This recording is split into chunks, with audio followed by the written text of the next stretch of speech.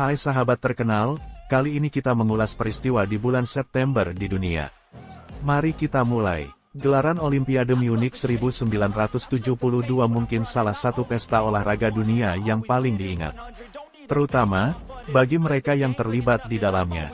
Pada Olimpiade itu, terjadi sebuah peristiwa tragis yang menimpa kontingen Israel.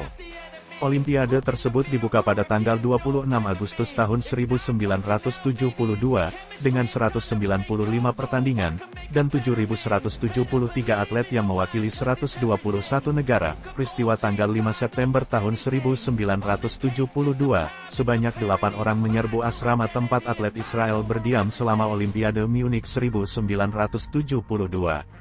Dalam penyerbuan ini, 2 atlet Israel tewas dan 9 lainnya disandera. Dikutip dari History, para penyusup tersebut melompati pagar di wilayah asrama atlet Israel dengan membawa tas berisi senjata. Mereka juga mengenakan pakaian olahraga dari negara-negara Arab, sehingga para petugas yang melihat aksi itu tak begitu menghiraukannya karena kejadian itu sering terjadi. Para petugas menganggap orang-orang yang melompat pagar itu adalah para atlet yang kembali ke tempat tinggal mereka. Setelah berhasil mengelabui petugas, mereka mengganti pakaiannya dan membawa senapan mesin untuk menyerbu asrama atlet Israel. Mendengar suara mencurigakan di tempatnya, Yosef Gutfreund, seorang pegulat Israel memeriksa kondisi asramanya dan mendapati pintu asrama rusak karena berusaha dibuka secara paksa. Ia kemudian berteriak menyuruh rekannya untuk lari setelah mengetahui ada seorang membawa senapan mesin. Pegulat itu berusaha untuk menahan pintu yang berusaha dibuka oleh penyusup bersenjata. 2 orang atlet Israel berhasil meloloskan diri, sementara 8 lainnya memilih untuk bersembunyi. Seorang atlet angkat berat, Yosef Romano, berusaha merebut senjata si penyusup. Namun, ia tertembak dan tewas seketika. Nasib serupa juga menimpa Moshe Weinberg, pelatih gulat yang juga tewas saat hendak menyerang anggota penyelusup lainnya dengan pisau buah. Yosef Gutfreund dan 8 atlet lainnya disandera oleh para penyusup itu. Untuk membebaskan para sandera, mereka menuntut agar 234 tahanan Palestina di penjara Israel dibebaskan dan meminta rute bebas menuju Kairo. Meski sempat ditolak secara tegas, tuntutan itu akhirnya dipenuhi. Kesepakatan dicapai untuk membawa ke-9 sandera itu ke Bandara Fürstenfeldbruck. Sebuah helikopter dan pesawat telah disediakan untuk mereka di bandara. Pemerintah Jerman telah merencanakan serangan di bandara itu.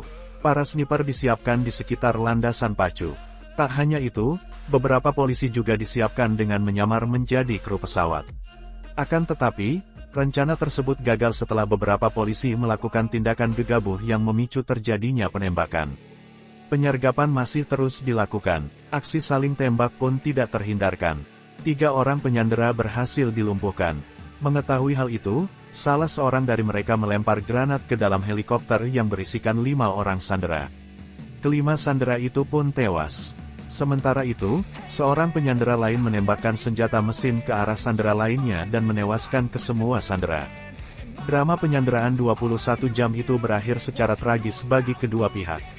Tercatat, seorang anggota polisi Jerman, 5 penyandera, dan 11 atlet Israel tewas dalam peristiwa itu. Peristiwa tragis ini juga dikenal sebagai peristiwa September Hitam.